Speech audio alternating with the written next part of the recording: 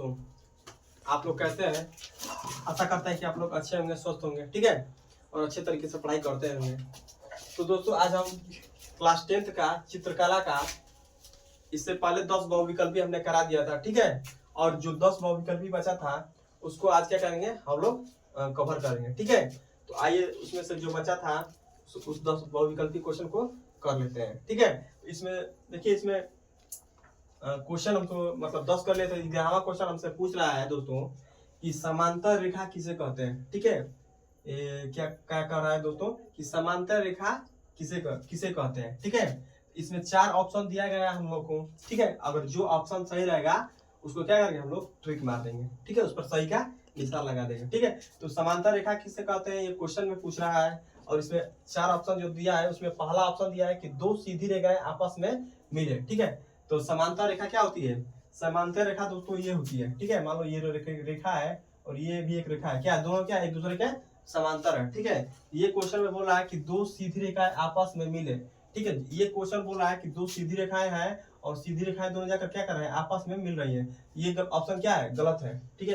ये ऑप्शन क्या है? गलत है। और दूसरा ऑप्शन बोला है कि 2 सीधी रेखाएं आपस में न मिले, ठीक है। ये क्वेश्चन बोल रहा है कि 2 सीधी रेखाएं जा रही है लेकिन आपस में नहीं मिल रही है, ठीक है। क्या क्या कह रहा है दोस्तों कि 2 सीधी रेखाएं तो जा रही है लेकिन आपस में क्या हो रही है, नहीं मिल रही है, ठीक है। ये ऑप्शन क्या हम लोग का ये सही है, क्या है? यही समांतर रेखा का परिभाषा है, ठीक है। यही क्या है कि 2 सीधी रेखाएं आपस में न मिले, ठीक। और तीसरा बोला है सीधी रेखा है, ये भी गलत है। और चौथा बोला है टेढ़ी मेढ़ी रेखा, ठीक है। इसमें से हम लोग का ऑप्शन कौन सा सही है? दूसरा ऑप्शन सही है, ठीक है। तो अगला क्वेश्चन देख लेते हैं। 12वां क्वेश्चन क्या कर रहा है? 12वां क्वेश्चन कह रहा है कि प्राथमिक अथवा मूल रंग कौन सा होता है? प्राथमिक अथवा मूल रंग कौन सा होता है? इसमें पहला क्वेश्चन दिया है कि काला, सफेद, लाल, ठीक। दूसरा दिया है नारंगी, नीला, हरा, ठीक। और तीसरा दिया है लाल, नीला, पीला, ठीक है। और चौथा दिया है हरा, नीला, पीला, ठीक है। अगर दोस्तों आप लोग को पता है तो आप लोग कमेंट में बताइएगा, ठीक है। अगर नहीं पता है तो हम यहाँ पर बता रहे हैं, ठीक है। इसका जो राइट आंसर हो जाएगा दोस्तों, जो हम लोग का प्राथमिक अथवा मूल रंग होता है वो लाल, नीला और पीला होता है, ठीक है। इसमें हम क्या करेंगे, सही का निशान लगा दें, ठीक। और तीसरा क्वेश्चन बोल रहा है हम लोग से, किस पेंसिल से खींची गई रेखा गहरी होती है? किस पेंसिल से बनाई गई रेखा क्या होती है? गहरी होती है, ठीक। खींची गई रेखा क्या होती है? गहरी होती है। इसमें भी 4 ऑप्शन दिया है, आइए ऑप्शन को देख लेते हैं। पहला ऑप्शन दिया है H, दूसरा दिया है 2B, और तीसरा दिया है HB, और चौथा दिया है 2H, ठीक है। इसका राइट आंसर क्या हो जाएगा दोस्तों? इसका राइट आंसर हो जाएगा जो 2B होती है। इसका मतलब क्या होता है? पेंसिल से खींची गई रेखा क्या होती है? गहरी होती है। 2B से अगर आप खींचेंगे तो क्या होगी? पेंसिल से खींची गई रेखा क्या होगी? गहरी होगी, ठीक है। अगला क्वेश्चन 14 नंबर क्वेश्चन बोल रहा है इंद्रधनुष में कितने रंग होते हैं, ठीक है। ये दोस्तों आप मतलब कितना आसान क्वेश्चन दिया है, आप लोग को भी पता होगा कि इंद्रधनुष में कितने रंग होते हैं, ठीक है। अगर आप लोग को मतलब पता है तो आप लोग कमेंट में बताइएगा, ठीक है। इसको मतलब आप लोग कमेंट में बताइएगा कि इंद्रधनुष में कितने रंग होते हैं, ठीक है। आप लोग प्राकृतिक मतलब देखे भी होंगे इंद्रधनुष में, कभी कभी लगता होगा, ठीक है। इंद्रधनुष में कितने रंग होते हैं आप लोग इसका मतलब बताइएगा कमेंट में करके, ठीक है। यहाँ पर लिख दे रहे हैं, कमेंट में बताइएगा, ठीक है। कमेंट में दोस्तों आप लोग बताइएगा, ठीक है, इंद्रधनुष में कितने रंग होते हैं, ठीक। अगला क्वेश्चन 15 क्वेश्चन बोल रहा है कि किनारी डिजाइन का प्रयोग किया जाता है। जो किनारी डिजाइन होता है दोस्तों उसका मतलब प्रयोग किया जाता है किस में प्रयोग किया जाता है, ठीक है। पहला दिया है फर्श के केंद्र में, फर्श के मतलब नीचे जो जमीन होता है जिसमें फर्श करते हैं उसके केंद्र में। दूसरा दिया है छत के केंद्र में, जो हम छत पर रहते हैं, खड़ा रहते हैं उसके केंद्र में। और तीसरा बोला है साड़ी के किनारा में, और चौथे बोला है तकिए के केंद्र में, ठीक है। दोस्तों यहाँ पर मैं बता दूं कि जो किनारी डिजाइन का प्रयोग किया जाता है दोस्तों वो साड़ी के किनारे में किया जाता है, ठीक है। इसका राइट आंसर क्या हो जाएगा? साड़ी के किनारे में, साड़ी के किनारे में, ठीक है। तो अगला क्वेश्चन क्या, तो 16वां क्वेश्चन क्या कर आंसर, ठीक है।